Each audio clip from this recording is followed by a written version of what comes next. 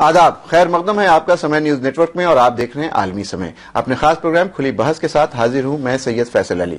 मुल्क में आम इंतखाब हो रहे हैं। तमाम सियासी पार्टियां वोट हासिल करने के लिए साम दाम ढंड भेद सभी तरह के हथकंडे अपना रही हैं। इस मुहिम में जबान भी सियासी हदें पार कर रही है। लीडरान ऐसे बयानात के इस्तेमाल कर रहे हैं जो उनके मुल्क के मफाद को कम और सियासी मफाद को ज्यादा जाहिर करता है। लेकिन क्या वाकई इन बयानात का अवाम पे असर हो रहा है या इसके पीछे कोई खास मकसद पोशीदा है? इस मुद्दे पर बात करने के लिए हमारे साथ स्टूडियो में मौजूद हैं सीनियर सहाफी अजय कुमार साहब, प्रोफेसर संदीप रागी साहब जो आरएसएस के आइडियोलॉग हैं, रुमान हाशमी साहब जो सहाफी हैं और अपनी मैगजीन निकालते हैं, और विजय चौक दिल्ली से हमारे साथ रहेंगे कांग्रेस के कौमी तर्जुमान सुलेमान मोहम्मद खान साहब। आप सभी का आलमी समय स्टूडियो में खैर मकदम है। तो शुरू करते हैं खुली बहस।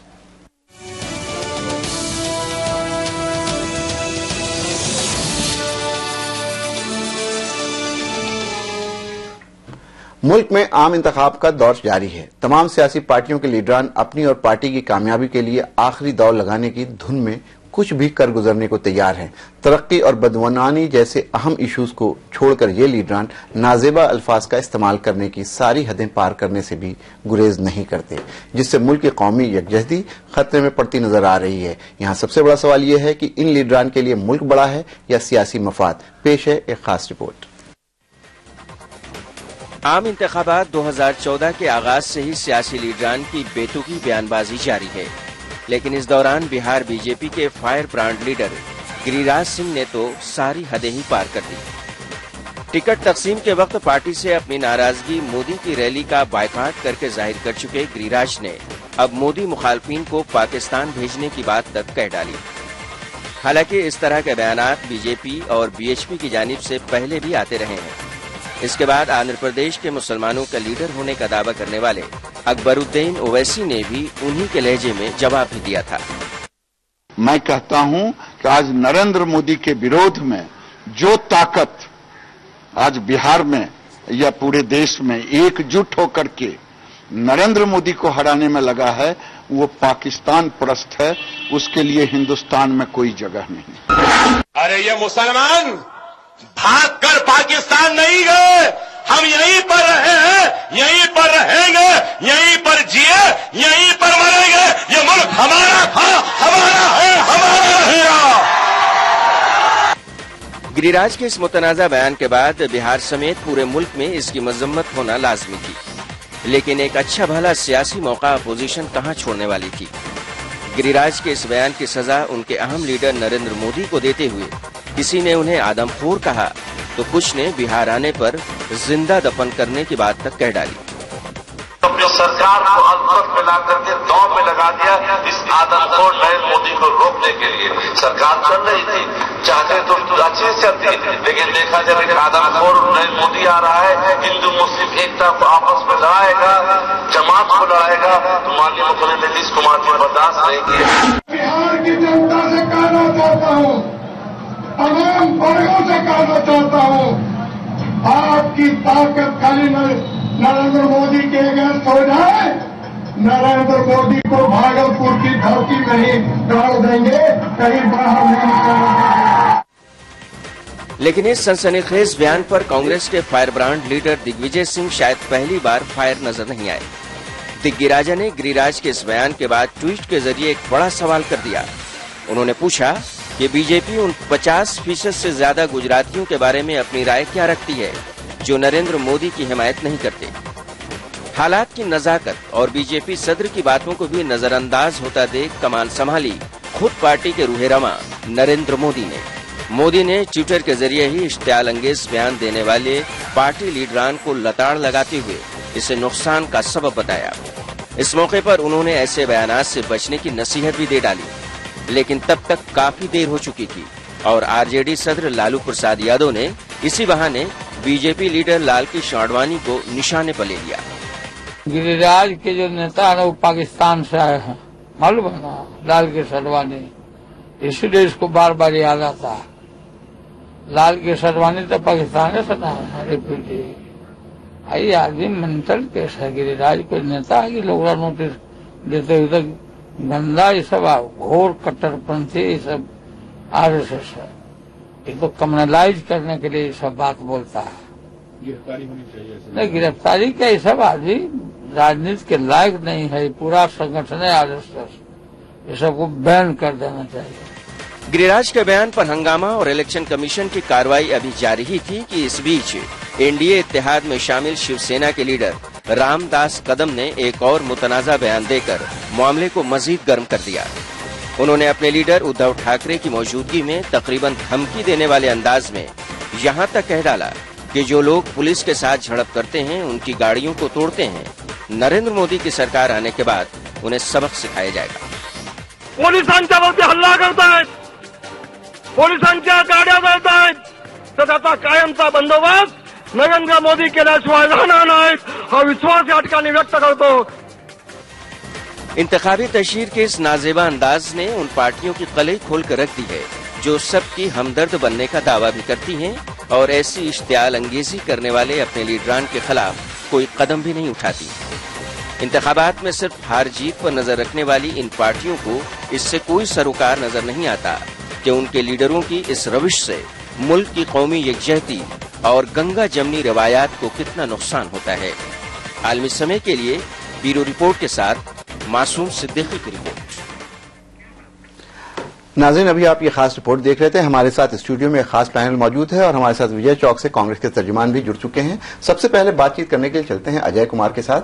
अजय कुमार एक सीनियर सहाफी हैं और इलेक्शंस के ऊपर इनकी काफी नजर रही है। अजय कुमार साहब, क्या इस इलेक्शन में और कोई दूसरा मुद्दा ही नहीं है, सिर्फ बदजुबानी, बदकलामी और जो भाषा का स्तर, जो लैंग्वेज का जो जिस तरह से निचला स्तर दिख रहा है, क्या यही एक मुद्दा रह गया या कोई मुद्दा है ही नहीं लोगों के पास? आपने बहुत ही मौजूद सवाल उठाया है। मुझे यह कहना पड़ेगा, अफसोस है कि खिजाएं अब चमन को लूट रही हैं, साख गुलतार अब सूख कर टूट रही हैं। इलेक्शन के इस हालात में राष्ट्र गायब है, देश गायब है, सियासी मसले और बदजुबानी का आलम है, जो खतरनाक संकेत है कि हमारे बच्चे, हमारा समाज, ये इलेक्शन 16 मई को खत्म हो जाएगा, रिजल्ट आएगा, जिसकी सरकारें बननी होगी बन जाएगी, जिसकी हार होनी होगी हो जाएगी। मुल्क का क्या होगा? मुल्क की जो नस्लें जो स्कूल में इस टीवी के माध्यम से अपने इन राष्ट्र नेताओं को देख रही हैं, जिनके लिए कभी वो राष्ट्रीय झंडे पर सलामी देंगी, लाल किले के प्राचीर से जो प्रधानमंत्री भाषण देगा, वो जो कह रहा है और उसके बारे में जो कह जा रहा है, दोनों ही गैर आपत्तिजनक है कि मुल्क का जो बड़ा होता हुआ नस्ल है वो क्या सीख रहा है, वो कैसे सम्मान करेगा अपने राष्ट्र का, अपने राष्ट्रीय झंडे का और अपने राष्ट्रीय नेता का। तो ये एक बहुत ही खतरनाक और दुर्भाग्यपूर्ण घटना है और बात बयानों तक सीमित नहीं है। फैसल साहब, मैं एक खतरनाक तरीके की तरफ आपका इशारा करना चाहता हूं कि अगर ये बात सिर्फ जुबान तक कायम रहती तो फिर भी माफी के काबिल था। आपको जमीनी स्तर पर उतर के देखना पड़ेगा। जमीनी स्तर पर इसके खतरनाक संकेत हैं। उत्तर प्रदेश में जब अमित शाह के हाथ, इसके लिए जिम्मेदार कौन है? जिस तरह की भाषा का प्रयोग हो रहा है, जिस तरह की जबान लोग इस्तेमाल कर रहे हैं, जिस तरह के नारे भी लोग दे रहे हैं, इसके लिए आप जिम्मेदार किसे मानते हैं? स्वाभाविक है, इसके लिए मैं 2 लोगों को जिम्मेवार मानता हूं।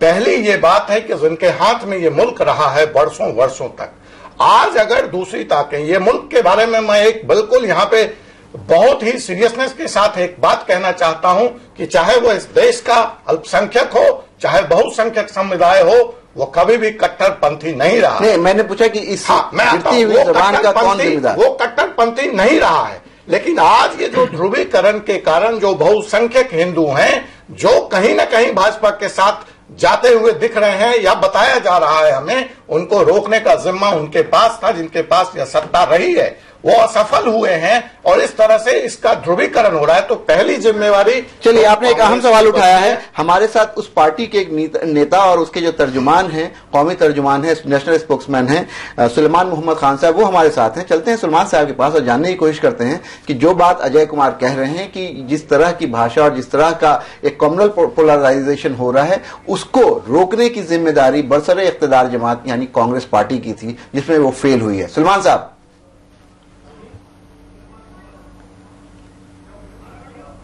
सुलेमान साहब, आपको आवाज आ रही है मेरी? जी बिल्कुल आ रही है मुझे आपकी आवाज। जी, मैंने मेरा ये कहना है कि अजय जी अगर ये कहते हैं कि रोकने की जिम्मेदारी कांग्रेस पार्टी की थी, तो मैं सबसे पहले ये कहना चाहूंगा कि इस मुल्क में एक वाहिद ये सियासी जमात है कांग्रेस, जो सभी वर्गों की, सभी मजहबों की और इंडिया पार्टी है जो सभी को साथ लेके चलना चाहती है। हमेशा सेकुलरिज्म की नियत है और सेकुलरिज्म की बात की है। उसमें हिंदू भी हैं, मुसलमान भी हैं, ईसाई भी हैं और सिख, सारे धर्म और सारी जातियों के लोग हैं। यहाँ तक भारतीय जनता पार्टी का सवाल है, जो दूसरा विपक्षी दल है कांग्रेस के खिलाफ, लीडरान के जो बयान डालती है वो आप सुनिए, तो आप कंपेयर करिए कांग्रेस से।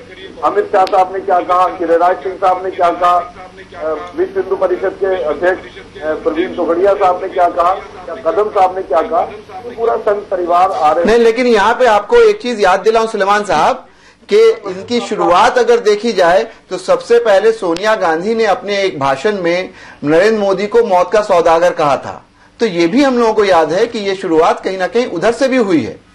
सुलेमान साहब, तो सोनिया जी ने ये बयान इस चुनाव में नहीं दिया था, ये बयान गुजरात के चुनाव में कई साल पहले दिया गया जी। और मैं आपको ये बताना चाहूंगा कि जो एक शख्स किसी प्रदेश का, किसी सूबे का मुख्यमंत्री हो और उसके मुख्यमंत्री रहते इतना बड़ा जेनोसाइड होता है, तो इस तरह से मौत की सौदागरी होगी, क्या गलत कहा होगा, सही कहा। जहाँ तक इस 2014 के चुनाव का सवाल है, कांग्रेस पार्टी की तरफ से इमरान मसूद साहब का बयान छोड़ के आप बताइए किसने ऐसा कोई बयान दे दिया जिसमें आप ये कहें कि हमने पोलराइजेशन। ठीक है सुलेमान साहब, आपकी बात हमने सुन ली। यहाँ पे राष्ट्रीय स्वयं सेवक संघ के आइडियोलॉग, उसके सिंपैथाइजर और बैठे हैं संदीप रागी साहब, और वो कुछ कहना चाह रहे हैं। रागी साहब, आपने सुलेमान साहब की बात सुनी। उन्होंने सीधे तौर पे ये कहा कि ये जो गिरती हुई जबान है और जिस तरह से सांप्रदायिक किया गया है इलेक्शन को, कम्युनल किया गया इलेक्शन को, वो पूरे तौर पे भारतीय जनता पार्टी ने किया। क्या कहिएगा? पहली बात तो मैं ये कहना चाहूंगा कि क्या सोनिया गांधी वही वैसा ही फ्रेज मौत का सौदागर क्या राजीव गांधी के लिए प्रयोग किया था, जिनके शासनकाल में हजारों सिखों को इस पूरे देश में गिन गिन करके मारा गया था? क्या कांग्रेस ने कभी इस प्रकार के भाषा का प्रयोग किया? दूसरी बात, भारतीय जनता पार्टी ने शुरू से जब से इस चुनाव की मुहिम की शुरुआत हुई है, भारतीय जनता पार्टी ने कहा कि हम विकास के नारे पर और गुजरात मॉडल को सामने रख करके चुनाव लड़ रहे हैं। इस देश को ध्रुवीकरण का सबसे गंदा प्रयास यदि किसी पार्टी ने किया है तो उस कांग्रेस पार्टी ने किया है, क्योंकि कांग्रेस के पास कहने के लिए कुछ नहीं था। पिछले 10 साल का कांग्रेस का शासनकाल, जो संजय बारू की किताब से और सारी जो आजकल खुल करके निकल रही हैं, उसमें सत्ता का संचालन सिर्फ और सिर्फ नेहरू परिवार के द्वारा होता रहा है, और घोटालों पर घोटाले, घोटाले पर घोटाले, और विकास की गति इस देश की रुक गई है। उसके पास कहने के लिए कुछ मुद्दा नहीं था, इसलिए इन्होंने ऐसे विध्वंसक नारों का प्रयोग करना शुरू किया जैसे कि इस देश में विचारधारा की लड़ाई है। इनका कोई ठेका नहीं। एक मिनट मुझे अपनी बात कह लेने दीजिए।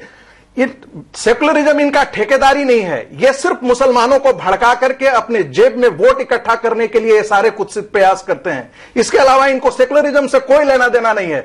कल तक जाकर के शंकर बघेला जब राम मंदिर मूवमेंट के साथ खड़े थे, तो क्या आज जाकर के शंकर बघेला एकाएक सेकुलर बन गए हैं? और अब कल तक जब शंकर सिंह बघेला जब बीजेपी के साथ थे तब वो कॉमनल थे। चलिए आपके पास हम फिर वापस आएंगे, लेकिन ये ब्रेक में जाने से पहले हम बात कर लेते हैं रुमान हाशमी साहब से। इन्होंने कहा कि ये दूसरी पार्टियां हैं जो ये काम कर रही हैं, और मोदी साहब तो गुजरात मॉडल की चर्चा करते हैं, विकास की चर्चा करते हैं। ये अलग बात है कि इनकी पार्टी के एक नेता ने उन्हें विकास पुरुष के साथ साथ न मान करके विनाश पुरुष भी माना था, लेकिन आज ये बात कर रहे हैं विकास की, और ये कह रहे हैं कि मुद्दा सिर्फ विकास है और दूसरे लोग उससे भटक रहे हैं। आप क्या कहिएगा? बात यहाँ पे विकास की बात इन्होंने उठाई, लेकिन बहस का जो मौजू है, जो आपने पैकेज जो चलाया, वो बदजुबानी पे है। हाँ, तो इनका तो ये कहना है कि आपने किया है, दूसरे लोगों ने, आपने नहीं, माफ कीजिए, दूसरी पार्टियों ने जो कांग्रेस। यहाँ पे मैं एक बात जोड़ देना वापस आऊंगा आपके पास। मैं ये बात कहना चाहूंगा कि इसको शुरुआत किसने की? इसकी शुरुआत कांग्रेस ने,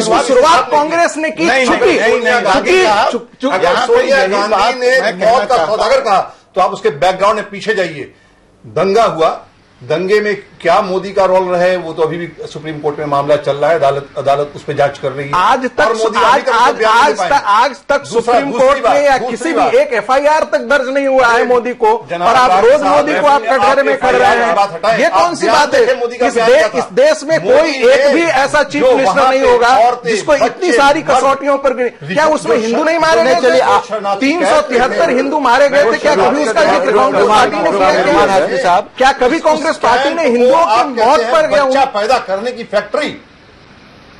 चलिए फिर उसी जबान की बात हो रही है। एक मिनट, हमारे साथ फिर जुड़ गए हैं सुलेमान साहब, कांग्रेस के तर्जुमान। यहाँ पे बैठे हैं संदीप रागी साहब, सुलेमान साहब, और वो ये कह रहे हैं कांग्रेस के पास कोई मुद्दा नहीं था, उनके पास दिखाने को, अपनी उपलब्धियां गिनाने को, अपने अचीवमेंट्स को बताने के लिए चूंकि कुछ नहीं था, इसलिए वो खास करके अकलियत को ये बता रही है कि मोदी जी इस तरह से कह रहे हैं और उनके लोग इस तरह की बात कर रहे हैं ताकि डर और कम्युनल पोलराइजेशन हो। क्या कहिएगा आप? बिल्कुल नहीं। सबसे पहले तो 84 के दंगों का इन्हें जवाब दे दूं मैं। जी बोलिए। 1984 में जो दंगे हुए थे, मैं आरएसएस के सिंपैथाइजर साहब को यह बता दूं कि 14 एफआईआर ऐसी हुई थी जिसमें आरएसएस के, बीजेपी के और संघ के लोगों के खिलाफ एफआईआर थी, जिसमें 49 लोग कांग्रेस के कितने ऐसे थे जिन्होंने, जिनके खिलाफ आपने किया? आप हमारी बात सुनिए, हमने आपको इंटरव्यू नहीं किया था, हमारी बात सुनिए ना, हम आपको जवाब दे रहे हैं। बोलिए। 49 लोग आरएसएस के, बीजेपी के और संघ परिवार के लोग एक्यूज थे। आरके जैन साहब जो अटल बिहारी वाजपेयी साहब के 1980 के लोकसभा चुनाव के इलेक्शन एजेंट थे, वो 315/92 FIR number, police station sunlight colony, उसमें मेन एक्यूज हैं। तो अगर 84 के दंगों का आप हमारे ऊपर ठिकरा फोड़ते हैं लाके, तो आपकी भी कम उसमें योगदान नहीं है, आप भी उसमें बराबर से एक्यूज हैं। भारतीय जनता पार्टी में सारे चुनाव देखें, आरएसएस का तो मूल स्वभाव ही है, बीजेपी का और महात्मा गांधी का असैसिनेशन जो हुआ है वो आरएसएस की देन है, बयान दिया था। तो ये वो संगठन है जिसने हमेशा। सुलेमान साहब यहाँ पे वक्त हो गया ब्रेक का, ब्रेक के बाद वापस आएंगे तो गुफ्तगू इसी बात से जारी रहेगी कि क्या उस दंगे के लिए, सिख दंगा जो हुआ था, उसके लिए कांग्रेस और बीजेपी दोनों जिम्मेदार थी। लेते हैं ब्रेक।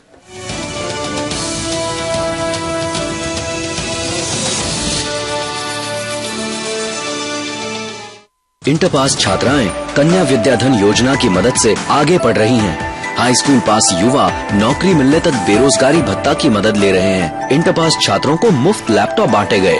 समाजवादी पार्टी।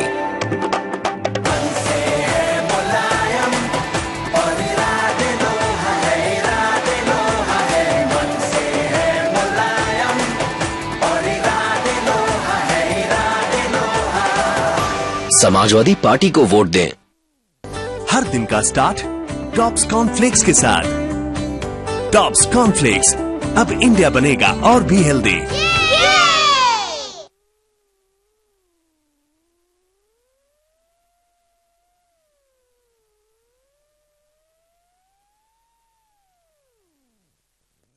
मुर्दा लहू मुंह से बोलेगा, हर मुजरिम राज खोलेगा, साए भी उगलेंगे सुराग, कातिल होगा बेनकाब जब होगी तहकीक। देखिए शनिचर की रात 9:30 और इतवार सुबह 11:30 बजे सिर्फ आलमी समय पर।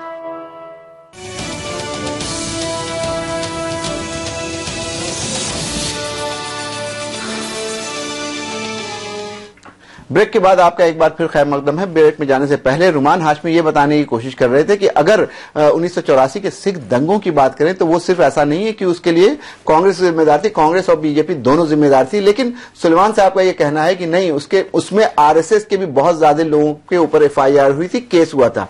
सुलेमान साहब क्या कह रहे थे आप?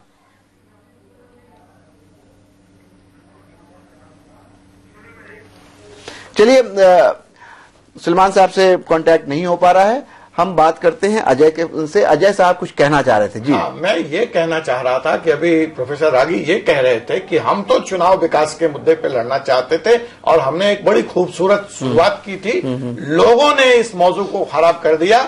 मैं यह पूछना चाहता हूं कि अगर आप विकास के मॉडल पे चुनाव लड़ना चाहते थे तो अमित शाह को और गिरिराज किशोर को उत्तर प्रदेश में इंचार्ज बनाए जाने की क्या जरूरत थी? और आपने ये बनाकर इन दो व्यक्तियों को, नहीं, मुझे अपनी बात कंप्लीट कर लेने दें रागी साहब, आपने क्या संकेत दिया जमीनी स्तर पर? आज तक इस देश के चुनावी इतिहास में, आप प्रोफेसर भी हैं, पॉलिटिकल साइंस के प्रोफेसर हैं, आप मुझे ये बताएंगे कि प्रधानमंत्री पद का जो व्यक्ति दावेदार है उसके 2 नुमाइंदों को इलेक्शन कमीशन ने प्रचार करने से बैन कर दिया। नहीं, और दूसरी बात यह कि अमित शाह वही व्यक्ति हैं जिनको तड़ीपार भी किया गया है, जिनको सुप्रीम कोर्ट का रोक है। तो इस तरह की बात से संदीप रागी, अगर ऐसे आदमी को आप उत्तर प्रदेश जैसे राज्य का चुनाव का प्रभारी बना रहे हैं, उसका इंचार्ज बना रहे हैं, तो क्या इरादे हैं आपके? पहली बात जी, अमित शाह के यदि आप पूरे भाषण को देंगे, जिस भाषण के आधार पर उनको चुनाव आयोग ने उन पर सख्ती बरती, उसमें भी यदि आप देखेंगे तो कभी उन्होंने हिंदू और या मुस्लिम की बात नहीं की है। उन्होंने कहा कि जो, एक मिनट मेरी बात अपनी कहा लेने, मुजफ्फरपुर में जो मुजफ्फरनगर में जो आपके साथ जिन्होंने जुल्म किया है उनको इस समय सबक सिखाने की जरूरत है। जो आपके साथ अन्याय किया है उनको सबक सिखाने की जरूरत है। उन्होंने किसी समय किसी भी ये में हिंदू या मुस्लिम की बात नहीं किया है। एक मिनट छोड़िए,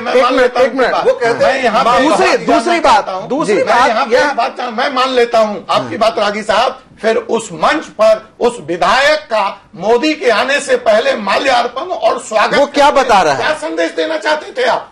ये विकास का मॉडल है कि दंगे में नामित व्यक्ति जो जेल होके आया उसका आप बड़े समाज। अच्छा, दूसरी बात आपसे रागी जी पूछ लूं कि जिन अमित शाह को आप डिफेंड कर रहे हैं, जिनके बारे में आप ये बात कर रहे हैं, जब उनके ऊपर से इलेक्शन कमीशन ने रोक लगाई, कल वो गाजीपुर में सभा कर रहे थे और वहां भी जिन शब्दों का प्रयोग किया, जाहिर सी बात है इसी बात पे हम लोगों की ये चर्चा शुरू हुई थी कि किस तरह की जबान का इस्तेमाल हो रहा है। कल जब अपने ऊपर लगी पाबंदी हटने के बाद अमित शाह गाजीपुर गए तो वहां मंच से कहते हैं कोई माई का लाल मुझे नहीं रोक सकता। किस तरह की भाषा है ये? किस तरह के नारे आप दे रहे हैं? किस तरह का संदेश देना चाह रहे हैं रागी साहब? आप उसमें कॉमनल का ऐसी कौन सी भाषा है? क्या ये भाषा? अमित शाह एक फासिस्ट एटीट्यूड का आदमी नहीं, आप बोलते हैं कॉमनल कौन सा है? एक मिनट, जो आदमी कॉमनल मास्टर रहा है, जो इंजीनियरिंग किया है, क्या ये भाषा अच्छी है? क्या ये जुबान अच्छी है कि स्टेज से एक बड़ा कद्दावर लीडर ये कहे कि कोई माई का लाल अमित शाह को नहीं रोक सकता है? किस तरह की संकेत देना चाहते हैं? देखिए यहाँ पे और खतरनाक बात है, ये सवाल अल्पसंख्यकों तक नहीं है। इनकी भाषा यह भी कहती है कि जो हिंदू पे सवाल उठाएगा, देखिए हिंदू कभी धर्म नहीं रहा है, it is a way of life. Supreme court का वर्डिंग है, आस्तिक नास्तिक सब हिंदू हैं। और अब ये सवाल उठ गया है, गिरिराज किशोर का बयान आप देखिए कि जो हिंदू भी हिंदुत्व पे सवाल उठाएगा उसके लिए इस देश में जगह नहीं है, वो पाकिस्तान जाए। तो ये बात अल्पसंख्यकों तक सीमित नहीं है, ये बात है कि मैं मोदी हूँ, मैं भाजपा हूँ, मेरी ही हिंदुत्व की परिभाषा इस देश में चलेगी। चलिए रागी साहब कुछ कहना है। संदीप रागी, आपके ऊपर बड़ा इल्जाम लगा है। अजय जी ने उस बात को बहुत अतिरंजित कर दिया है। मैं ये गिरिराज ने एकदम स्पष्ट कहा है। एक मिनट, मुझे आप कहने तो दें। गिरिराज के कहने के बाद जी बीजेपी के प्रधानमंत्री के उम्मीदवार स्वयं नरेंद्र मोदी ने इसकी भर्त्सना की। क्या बोला उन्होंने? समय नहीं है, उन्होंने कहा ये समय नहीं अभी कहने का। उन्होंने कहा कि ऐसी नहीं, हरगिज नहीं। उन्होंने ट्वीट किया, इमीडिएटली उन्होंने ट्वीट किया, उन्होंने ट्वीट किया, आरएसएस ने ये किया, आरएसएस के जो प्रवक्ता थे उनका बयान आया कि हम ऐसी बातों की भर्त्सना करके उन्होंने हो गया फुर्सत पा लिया। अच्छा एक मिनट और,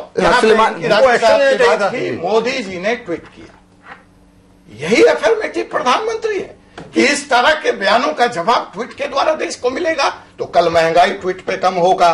आप मनमोहन सिंह पे आरोप लगाते हैं कमजोर प्रधानमंत्री, इस बार तो आप बड़ा अफर्मेटिव सकारात्मक प्रधानमंत्री ला रहे हैं। तो ऐसे गंभीर सवालों पर इस देश का प्रधानमंत्री ट्वीट के जरिए जवाब देगा। चलिए, अपने नेताओं पे रोक नहीं लगाएगा, सलमान साहब हमारे साथ, मंत्रियों पे रोक नहीं लगाएगा। नरेंद्र मोदी खुद भड़काऊ बातें करते हैं।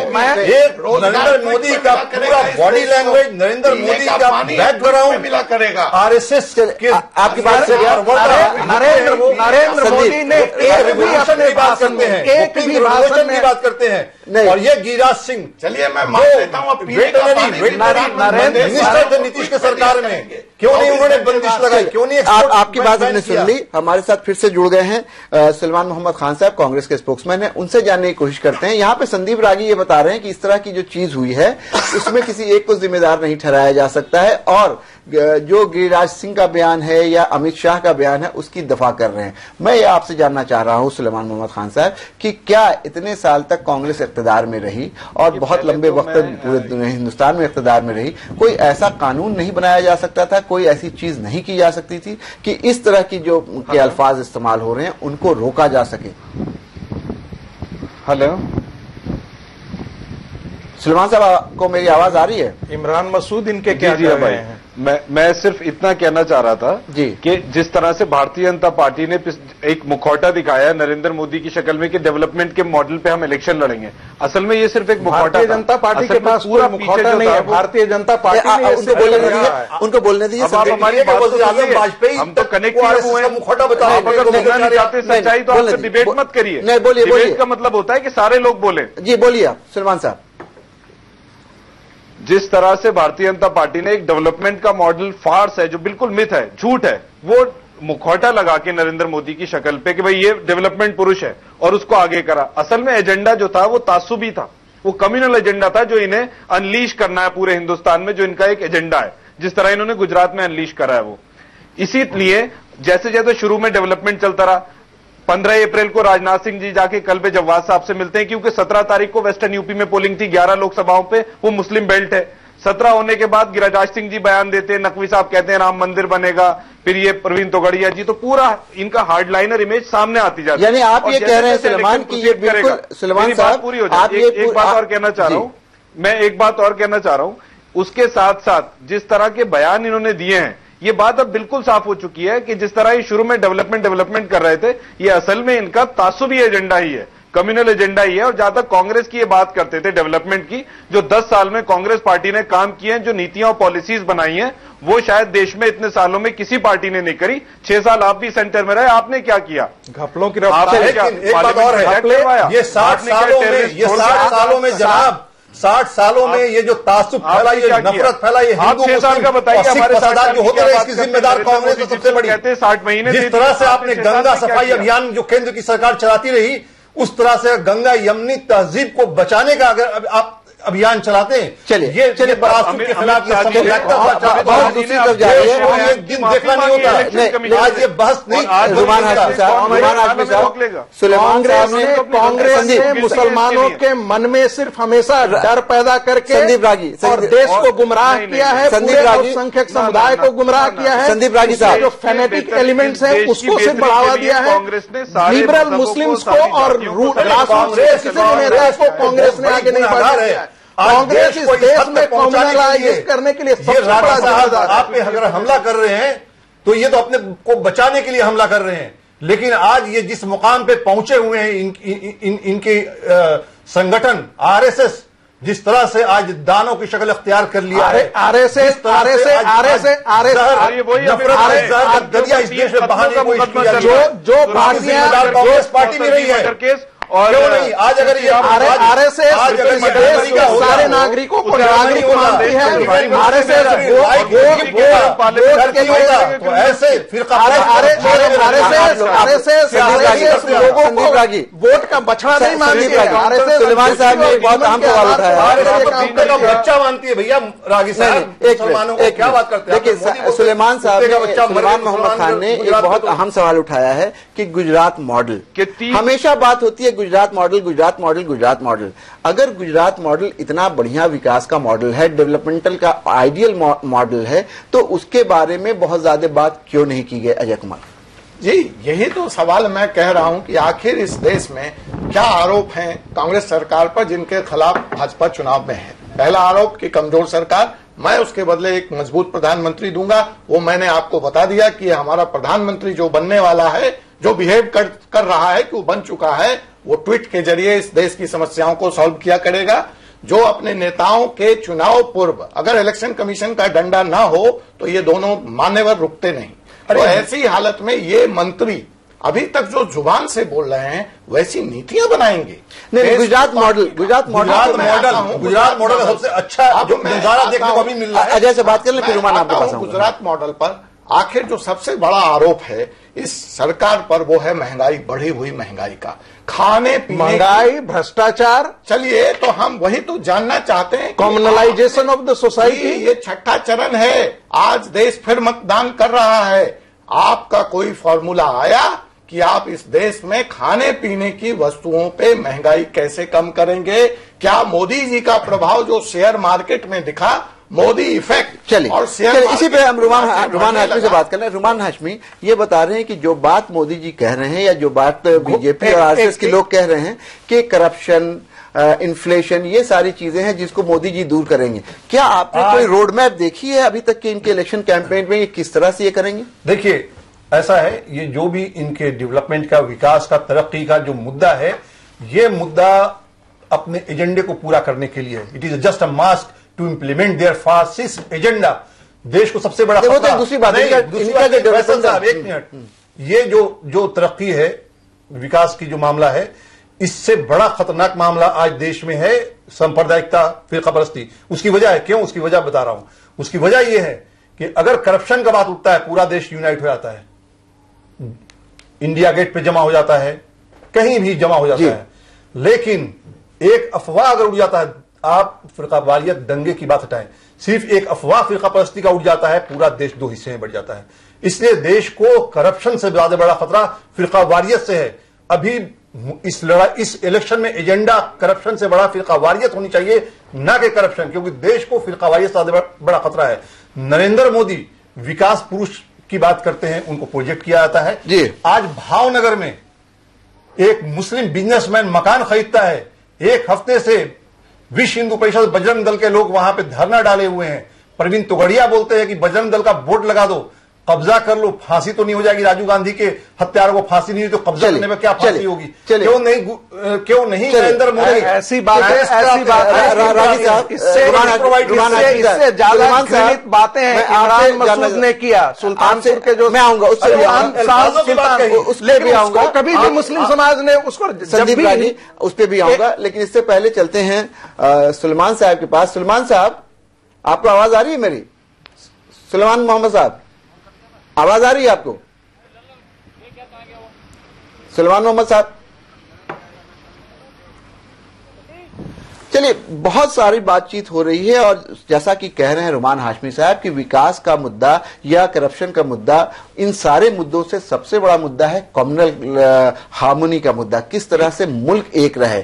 अजय कुमार साहब, जिस तरह के अल्फाज इस्तेमाल किए जा रहे हैं, जिस तरह की बात की जा रही है, खुल्लम खुल्ला ये कहा जा रहा है कि वो, मुझे याद आती है बुश की वो बात कि either you are with me और यू आर विथ टेररिस्ट, उसी तरह का कुछ अगेंस्ट मी।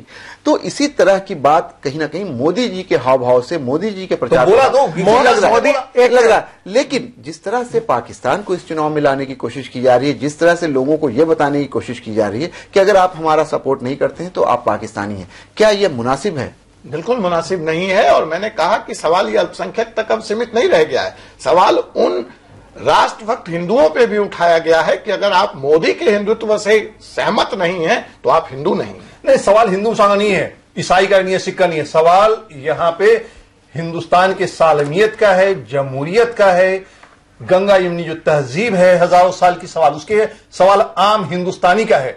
इसको इस नजरिए से ना देखा जाए कि हिंदू इससे एग्री करता है कि नहीं, वो इत्तेफाक करता है कि नहीं। सवाल ये है कि आम हिंदुस्तानियों पे हमले हो रहे हैं, आम हिंदुस्तानियों पे हमारे साथ सुलेमान मोहम्मद साहब जुड़ चुके हैं। आप वही नारा दे रहे हैं जो कांग्रेस नारा दे रही है। जैसे कांग्रेस मुसलमानों को डरा करके सेकुलरिज्म सेकुलरिज्म सेकुलरिज्म इस देश को डिवाइड कर रहा है, हर कोई सेकुलरिज्म की बात करता है। जो सारे आप क्या कर रहे हैं?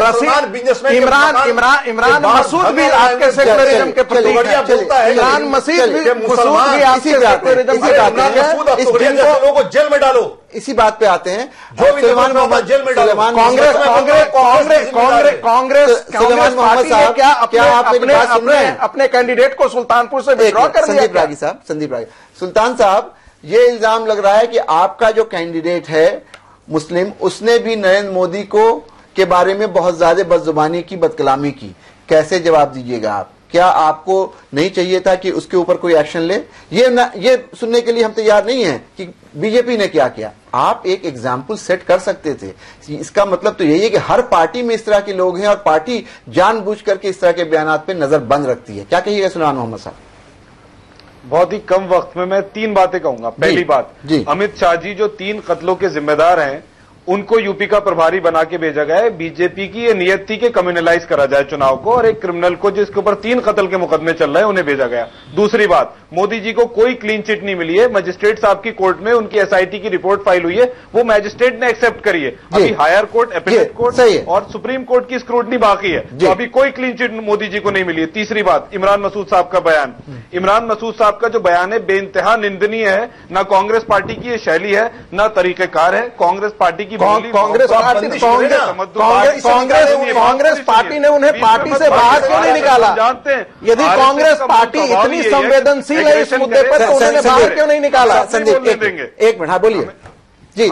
इमरान मसूद साहब की बात का मैं जवाब देता हूं। जिस तरह की भाषा का जो हमने वीडियो में देखा, हम उस तरह की भाषा, ना हमारा वो चरित्र है, ना हमारी वो भाषा है। हमारी जबान मोहब्बत की, प्यार की, इखलास की। कांग्रेस अध्यक्षा जाकर के मुस्लिम नेताओं से मिलकर के जब ये कहती है कि देश में मुसलमान जो है वो कांग्रेस को वोट करे, तभी स्वभाव ये है। राजनाथ सिंह ने ये नहीं कहा कि मुस्लिम लोग सिर्फ हिंदुओं बदतमीजियों के लिए आप खड़े होते हैं। किसी बात, कोई आदमी अपनी बात कह रहा हो, बीच में आप इंटरवीन करें, तमीज नहीं है आपका। चले आप अपनी बात खत्म कर लें, फिर संदीप रागी से बात करेंगे। जी बोलिए। मैं सिर्फ इतना कहना चाह रहा था कि जिस तरह का हमारा स्वभाव है वो तमीज का और तहजीब का और मोहब्बत का है, सबको साथ लेके चलने का है। हमने इमरान मसूद साहब से जवाब मांगा था, उन्होंने जवाब दिया कि हमारी बयान को तोड़ मरोड़ के पेश किया गया है। दूसरी बात, उनके ऊपर एफआईआर दर्ज हुई है, वो अरेस्ट हुए, उनकी बेल हुई है, मामला विचाराधीन है न्यायालय में। पिछले चुनाव में 2009 में वरुण गांधी जी ने कैसा बयान दिया था, उनके ऊपर भी एफआईआर हुई थी। जब बीजेपी ने उन्हें सस्पेंड किया था, नहीं किया था, उनका टिकट काटा था, नहीं काटा था।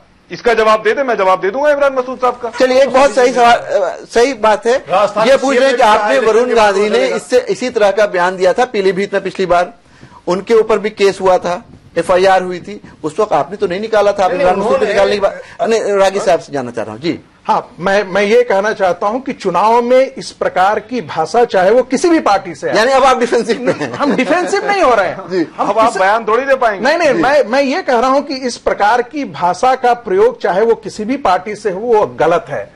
मेरा दूसरा यहां पर कहना है कि इस पूरे चुनाव को यदि किसी एक पार्टी ने यदि सबसे ज्यादा कम्युनलाइज किया है तो वो कांग्रेस पार्टी है, और इसके लिए स्वयं सिर्फ और सिर्फ कांग्रेस पार्टी जिम्मेदार है। नरेंद्र मोदी को स्वयं नीतीश कुमार चाहते थे कि राष्ट्रीय परिदृश्य पे। अजय, आपके पास भी वापस आएंगे, रागी जी से भी बात करेंगे और सुल्तान मोहम्मद साहब से जानने की कोशिश करेंगे। जो इल्जाम लगा रहे हैं संदीप रागी की सबसे ज्यादा कम्युनलाइज किया है इस इलेक्शन को कांग्रेस पार्टी ने, मुझे नहीं समझ में आ रहा है किस दलील के साथ ये बात कह रहे हैं। इसका जवाब सुल्तान मोहम्मद ज्यादा बेहतर देंगे, लेकिन यहां वक्त हो गया एक ब्रेक का। ब्रेक के बाद वापस आएंगे, गुफ्तगू जारी रहेगी।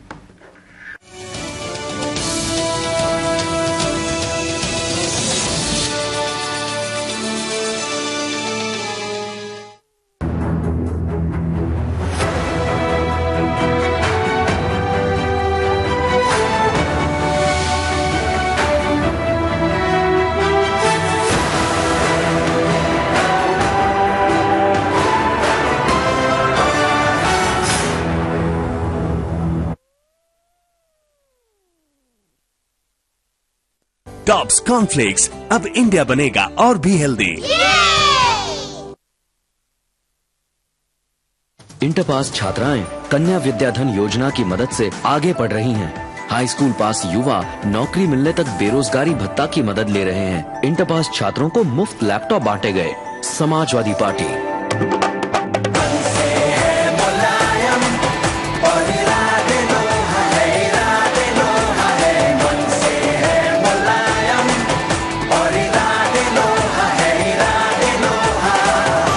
समाजवादी पार्टी को वोट दें। गुजरात मॉडल झूठ है। गुजरात मॉडल अगर सच्चा है तो मुसलमानों के खून से लगा हुआ है। आपको मोदी लहर कहाँ दिखती है? बस आधी के यहाँ दिखती है। मुस्लिम मसाइल पर जमीयत उलमाए हिंद के जनरल सेक्रेटरी मौलाना महमूद मदनी की बेबाक राय। तो हिंदुस्तान का जो मिजाज है वो इसलिए नहीं है कि मुसलमान इसमें सेकुलर हैं, बल्कि गैर मुसलमानों। सुन लीजिए, और अगर ये मिजाज ना होता यहाँ के लोगों का और इस नब्ज को पहचाना ना होता तो नरेंद्र मोदी को भी सेकुलरिज्म का बुर्का नहीं पहनना पड़ता।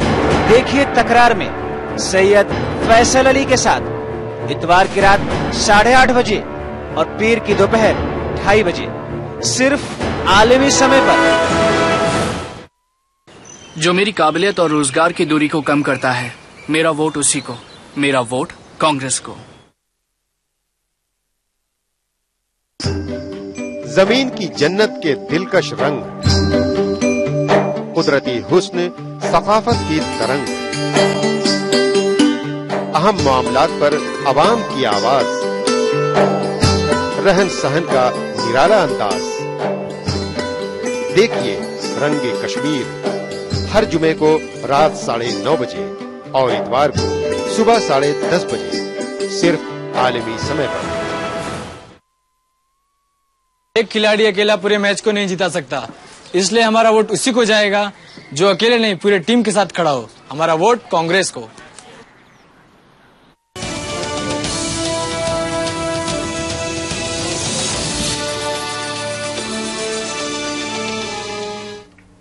गर्मागर्म बहस जारी है। हर आदमी अपनी पार्टी की दफा करने की कोशिश कर रहा है। कांग्रेस के जो नुमाइंदा हैं, कांग्रेस के जो स्पोक्समैन हैं सुल्तान मोहम्मद खान, वो ये बता रहे हैं कि जितनी भी बुराई और गंदगी आई है इस इलेक्शन कैंपेनिंग में वो बीजेपी की तरफ से आई है। अब बीजेपी की तरफ से जो नुमाइंदगी कर रहे हैं प्रोफेसर संदीप रागी जो आरएसएस के आइडियोलॉग हैं, वो ये कह रहे हैं कि नहीं, ये पूरा जो इलेक्शन कॉर्पोरेलाइज हुआ है वो कांग्रेस के जरिए हुआ है। आप क्या कहिएगा सुलेमान साहब?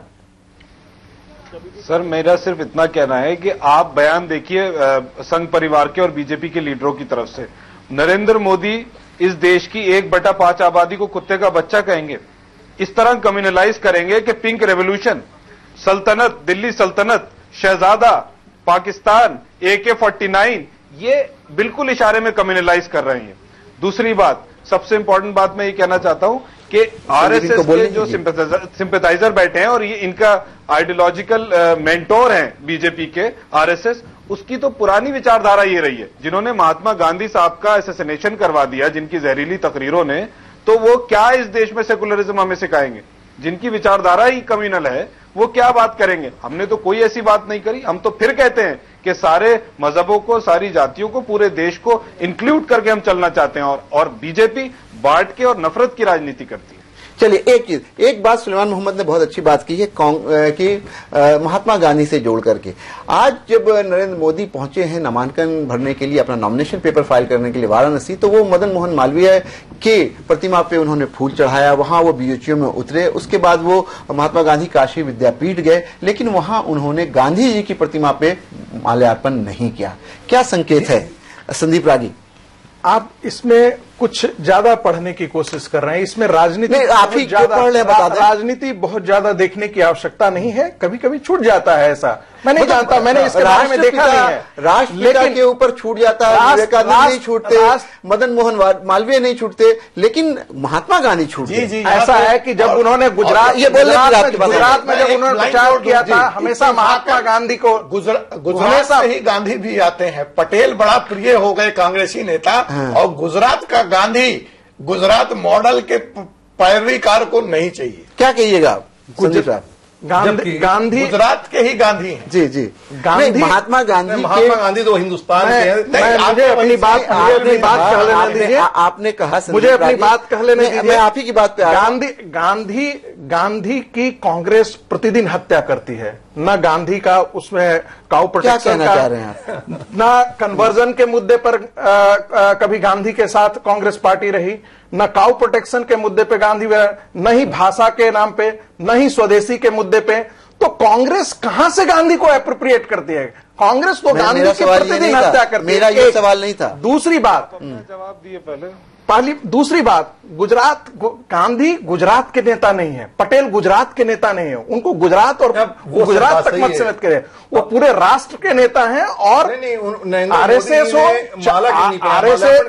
आरएसएस, अब ये मैं नहीं जानता कि उन्होंने क्यों नहीं किया। ये तो वहां हाशमी आपसे पूछना चाह रहे हैं कि आपने बड़ी अच्छी बात कही है संदीप रागी कि आप उसका दफा नहीं कर पा रहे हैं कि वो राष्ट्रपिता हैं, राष्ट्र के नेता हैं, गुजरात से बड़े हैं, देश के सबसे बड़े नेता हैं, राष्ट्रपिता हैं, फादर ऑफ द नेशन हैं। क्या इतना समय उनके पास नहीं था, या इतनी संवेदनहीनता आ गई है कि वो राष्ट्रपिता जो उनके गुजरात से ही आते हैं उनके ऊपर फूल नहीं चढ़ाया उन्होंने? मैंने चूंकि देखा नहीं है, ये चर्चा में है यार, आप कह रहे हैं, ये मैंने नहीं देखा है। हो सकता है कि आपने कवर नहीं किया हो, पार्टी के जो बानी हो सकता है कि आपने कवर नहीं किया। ये दूसरी बात, दूसरी बात, हिंदू महासभा से महात्मा गांधी को कत्ल किए जाने के बाद प्रोटेस्ट में, मुखालफत में हिंदू महासभा से उन्होंने रिजाइन दिया था और फिर नेहरू के कैबिनेट में शामिल भी हुए थे, मिनिस्टर हुए थे, जनसंघ पार्टी के बानी रहे डॉक्टर श्यामा प्रसाद मुखर्जी।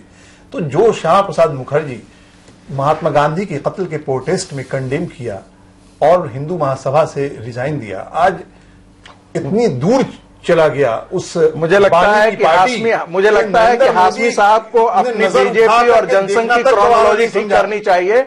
वही श्यामा प्रसाद मुखर्जी भारतीय जनसंघ के संस्थापक अध्यक्ष भी रहे, इसलिए ये कहना कि वो, और गांधी के कत्ल को ये पूरा देश जानता है, उसमें आरएसएस की कोई भूमिका नहीं रही है। इसको आज भी कॉमनलाइज करने के लिए किया जाता है, हमेशा पल्ला झाड़ लेता है। बात दूसरी तरफ जा रही है, हम इसमें नहीं जाना चाह रहे हैं, लेकिन ये बताइए कि जिस तरह से आप लोगों ने, आपके ऊपर जिस तरह का इल्जाम लग रहा है संदीप रागी, इसका कोई सही जवाब नहीं आ पा रहा है कि पूरे तौर पे चाहे वो बयान हो कुत्ते के पिल्ले वाला, चाहे वो बयान हो मियां मुशर्रफ वाला, चाहे वो टोपी ना पहनने की बात हो, चाहे गिरिराज सिंह का बयान हो, रामदास कदम का बयान हो, या जितने भी आपके दिग्गज नेता हैं उनका बयान पे अगर नजर डालें तो कहीं ना कहीं स्ट्रेटेजिक तरीके से सोची समझी ये लगता है कि रहे गाहे बगाए वो उसको कॉमनलाइज करने की का प्रयास करते हैं। क्या आपको ऐसा कोई ट्रेंड लगता है? नहीं, ये गाहे बगाहे से मैं, माफ कीजिएगा, मैं एग्री नहीं करता हूँ। ये एक सोची सब्जी रणनीति का हिस्सा, बल्कि आपको लगता है पूरी रणनीति का हिस्सा जी, कि एक मुंह दिखाने के कुछ हैं हाथी के दांत और खाने के कुछ हैं, कि दिखाने के लिए बात तो विकास की होती है, उसके बाद ये जो फोर्सेज हैं इनको खुला छोड़ दिया जा रहा है कि आप अपने हिसाब से। मैं अजय जी से पूछना चाहूंगा जी कि जब यह चुनाव शुरू हुआ तो किस पार्टी ने यह जा करके सारी घोषणाओं में, सारी सभाओं में कहना शुरू किया कि लड़ाई सेकुलरिज्म की है, ये लड़ाई हिंदू मुसलमानों के बीच की दीवारें खड़ी करने की है? कभी भी राहुल गांधी की किसी भी आप सभा को देख लें, कभी भी उन्होंने डेवलपमेंट, कोई अपने 10 साल के शासनकाल में अपनी उपलब्धियों को कांग्रेस भी मानेंगे, कांग्रेस राहुल गांधी ने अकेले कम से कम मुद्दे पे हमेशा बातचीत की, हालांकि वो भी थोड़ा भटके, लेकिन मुद्दों को उन्होंने सामने रखा है।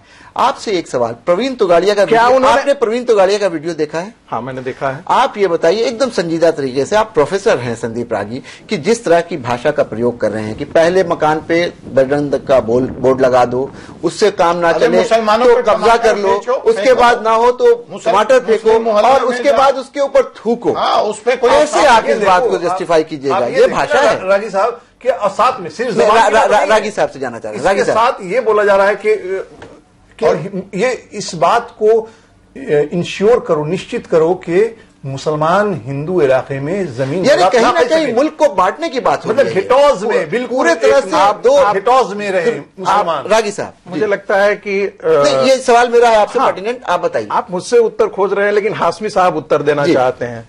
मैं इस मुद्दे, यदि आप इस पूरे घटना चक्र को देखें तो उसके बाद स्वयं आरएसएस प्रवक्ता ने कहा कि हम ऐसी बातें निंदनीय है, ऐसी बातें नहीं होनी चाहिए, यह गलत है। दूसरी बात, प्रवीण तोगड़िया ने भी इस बात का खंडन किया है। उन्होंने कहा मैंने जो कहा वो गलत कहा है। नहीं, ये नहीं, उन्होंने कहा कि ये फैब्रिकेटेड है, ये वीडियो फैब्रिकेटेड है।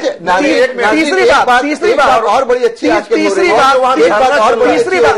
बात नरेंद्र मोदी ने स्वयं इसकी निंदा की। नरेंद्र मोदी ने अपने भाषण में यह कहा कि ऐसी बातें निंदनीय है और ये लोग ऐसी बातों से बीजेपी का नुकसान हो रहा है। यानी कि राष्ट्रीय स्तर पर बीजेपी ने, अजय जी भी कह रहे थे कि यह सोची समझी राजनीति के तहत है। यह सोची समझी राजनीति के तहत होता तो स्वयं प्रधानमंत्री का उम्मीदवार इन सारी चीजों को अपने भाषणों में, अपने संबोधनों में न सिर्फ निंदा करता है, उसे खंडित करता है। प्रधानमंत्री के जो कैंडिडेट हैं उनकी भाषा शैली पे भी बात कर लेते हैं, किस तरह की पॉलिटिकल लैंग्वेज या किस तरह की वो लैंग्वेज यूज कर रहे हैं। 56 इंच की छाती, क्या भारत का प्रधानमंत्री होने वाला इस तरह की भाषा का प्रयोग करेगा संदीप रागी? देखिए, उसमें ऐसी कोई भाषा जो है, $50,000 की गर्लफ्रेंड आप भूल गए क्या? जी, और एक मिनट, बहुत बार ऐसी होती है कि आप जब भाषा का प्रयोग करते हैं तो अभिधा, लक्षणा और व्यंजना में बातें की जाती हैं। अच्छा, अब आप भाषा और भाव इस पे आ जाइएगा। व्यंजना को भी आप भाई मुहावरे चलते हैं, मुहावरे चलते हैं, मुहावरों को आपने शब्द पकड़ करके उसका अर्थानुवाद करके अर्थानुवाद कर करके बीजेपी के ये भी कहना है कि दृष्टि पर निर्भर करती है कि आप किस प्रकार वाली जो बात थी वो भी मुहावरे में कही थी, यानी कि नरेंद्र मोदी होता है, नरेंद्र मोदी ने कभी ये नहीं कुत्ते की पिल्ले की बात की है और इसका खंडन किया है कि ऐसी बातें हमने कभी नहीं कही है। एक बात आजकल और नाज़रीन बड़ी अच्छी हो रही है कि पहले जब बयानात छपते थे टेलीविजन से पहले का जब जमाना होता था तो हमेशा लीडरान ये कहते थे कि हमारी बात को तोड़ मरोड़ के पेश किया गया है, लेकिन मजेदार बात यह है कि जब से टीवी आया है, वीडियो आया है, उसके बावजूद ये लोग इस बात से परहेज नहीं करते। जो टीवी पे दिख रहा है कि प्रवीण तोगाड़िया ने कहा कि क्या पूरा बयान, बाद में प्रवीण तोगाड़िया कहते हैं कि नहीं, उसको तोड़ मरोड़ के पेश किया गया। कैसे तोड़ा मरोड़ा गया? आपके शब्द हैं, आप कह रहे हैं, जितनी बातें होती कहते हैं कि उसको आउट ऑफ कंटेक्स्ट कहा गया। आपने कहा, चाहे उन्होंने कहा हो, यहां मैं एक और नाम लेना चाहूंगा, या शाजिया इल्मी ने कहा हो, जो भी इस तरह की बात करता है वो कहीं ना कहीं कॉम्युनल पैशन को अराउज करने की कोशिश करता है और उसको इंसाइट करता है। वक्त इस बात का है कि इस पे लगाम लगाई जाए। अजय कुमार साहब, आपसे जानना चाहूंगा, प्रोग्राम का वक्त खत्म होने जा रहा है, कि क्या कोई ऐसा तरीका है कि इस तरह के भाषणों, इस तरह की जबान पे लगाम लगाई जा सके? नहीं, ये नियत का सवाल है। कानून के द्वारा आप इस तरह की चीजों को सॉल्व नहीं कर सकते।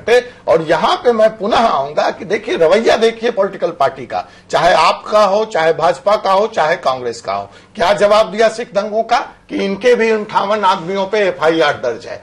क्या जवाब दिया कि भाजपा माहौल बिगाड़ रही है? उसका जवाब दिया नहीं, इन्होंने मौत के सौत का सब, मतलब समस्या का समाधान नहीं है। ये उसके ऊपर दोषारोपण करेंगे और वो इनके ऊपर गेंद वापस फेंकते हैं।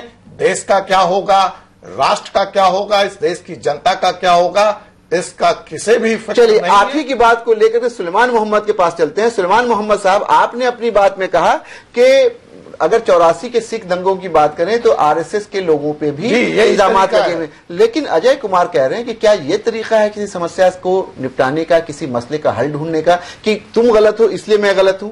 आपने क्या अच्छा अपनी तरफ से किया है? आपने इस इलेक्शनियरिंग को अच्छा बनाने के लिए, उसमें अच्छे अल्फाज लाने के लिए, उसमें मुद्दे पर बहस करने के लिए, या उसको संजीदा रखने के लिए कांग्रेस ने क्या किया? जी सुलेमान, देखिए, मैंने 84 का जो जिक्र किया था वो इनकी बात का जवाब दिया था। ये RSS और बीजेपी की एक सेट लाइन है। कांग्रेस ने 84 में ये किया, हमारे तो लीडर उसमें ट्राई हुए और हमारे लीडर ने इस बात को एक्सेप्ट भी किया। कुछ अमरिंदर सिंह, हमारे प्रधानमंत्री ने सोनिया जी ने माफी भी मांगी, हमने माफी भी मांगी। हम ये अमरिंदर सिंह ने फिर उनको क्लीन चिट दी जी, हमने नहीं ना अब आप दूसरे नहीं, हम आपको एक बात का जवाब दे, हमने उसके लिए माफी भी मांगी। इन्होंने आज तक एक बार ऐसा नहीं कहा कि इनके इतने ज्यादा लीडर इन्वॉल्व हैं। उल्टा हमारे ऊपर ये कहते, उसका जवाब दिया था। हम उस पर लड़ाई नहीं कर रहे हैं। हमारा ये कहना है कि इस तरह की भाषा का प्रयोग जो इस चुनाव में यूज हुई या उससे पहले, ये बिल्कुल गलत है। देश के लिए खतरा है। सब लोगों को, बात चुनाव नहीं है, बात है देश की यूनिटी इन डाइवर्सिटी। ये बात है, बात को देश को जोड़ के रखना है। चुनाव तो आया, आपने बयानबाजी करी, आपने लोगों को पोलराइज करने की कोशिश करी, इससे क्या मतलब है? कांग्रेस पार्टी की विचारधारा है कि सबको साथ में लेके इंक्लूसिव ग्रोथ हो, देश आगे हो, प्रॉस्पर हो। जी चाहता है कि मैं आपकी बात पे यकीन कर लूं कि बाहर के दिन अब आ रहे हैं, मगर ये खबरें तो आप मुझको कब से सुना रहे हैं मान्यवर। आप इनके ऊपर जवाब नहीं है आपके पास। ये जो कर रहे हैं, तोगड़िया जो कर रहे हैं, वो इस देश में नई बात नहीं है।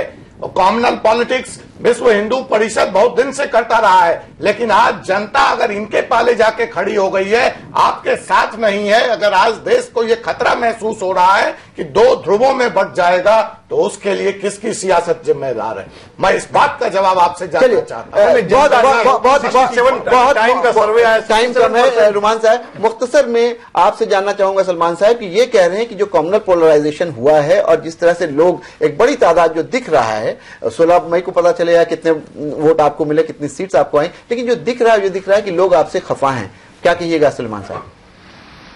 देखिए, ये कोई भी मोदी वेव या क्या लोग दिख रहे हैं, हम इस मुख्तसर हमने इसे नहीं मानते। कांग्रेस की वेव है, कांग्रेस को लोग भरोसा कर रहे हैं, कांग्रेस की सरकार आएगी। सिर्फ एक शेर में बात खत्म करूंगा, ना तेरा है ना मेरा है, ये हिंदुस्तान सबका है। और जो ना समझा ये बात, उसमें नुकसान सबका है।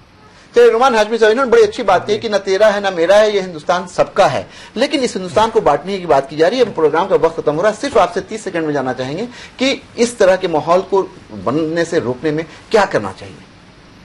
देखिए मुख्तसर एक बात तो ये कि इन्होंने कहा कि मेजोरिटी जा रही है। मेजोरिटी टाइम मैगजीन का एक बार न्यूट्रल सर्वे आया, 67% लोग मोदी को नो कर रहे हैं। दूसरी बात, इन्होंने कहा कि जो अल्फाज आ रहा है, मोदी जी ने कहा या जिसने भी कहा व्यंग्यात्मक है, व्यंजन है, तो एक शेर है आज के हालात को लेकर के, और मोदी जी पे खास करके शेर है, वो भी मजाहिया और तंजिया है, व्यंग्यात्मक ही है। वो शेर यूं है कि बहरे को महफिल की निजामत सौंप दी हमने, मुल्जिम को अदालत मुस्लिम को के हाथ में अदालत सौंप दी हमने, हमें छानेगा, खौलाएगा और पी जाएगा। अगर इस चाय वाले को हुकूमत सौंप दी हमने, चाय वाले को हुकूमत सौंप दी तो चाय वाला चाय की तरह खौला कर पी जाएगा। क्या इतना आसान है संदीप रागी? देखिए, बहुत ब्रीफली मैं बहुत संक्षेप में बात कहना चाहता हूं कि इस देश के हर नागरिक इस देश का नागरिक है, उसे अल्पसंख्यक और बहुसंख्यक के आधार पर नहीं बांटा जाना चाहिए। वह न हिंदू है, हिंदू भी है, वह मुस्लिम है, लेकिन सबसे पहले वह इस देश का नागरिक है। इलेक्शन में चाहे कोई भी पार्टी जाए, चलिए इन सारे मुद्दों को बात कह ली, अलग हटा करके देश के विकास और देश के विकास के बारे में यदि सिर्फ बातें की जाए तो ये सारी चीजें अपने आप गौन हो जाती हैं। नाज़रीन, अभी आप गर्मा गर्म बहस देख रहे थे और सुलेमान मोहम्मद खान ने एक बहुत अच्छा शेर कहा कि न तेरा है न मेरा है, ये मुल्क सबका है। जिस दिन ये बात समझ में आ जाएगी उस दिन गिरिराज सिंह जैसे लोग इस तरह के बयान देने से बचेंगे, और यही वक्त की जरूरत है, यही मुल्क के लिए जरूरी है। हम तमाम मेहमान का शुक्रिया अदा करेंगे। खुली बहस में फिलहाल इतना ही। आप आलमी समय को इंटरनेट पर भी देख सकते हैं, लॉग ऑन करें samaylive.com। फिलहाल हमें इजाजत दीजिए और आप देखते रहिए आलमी समय।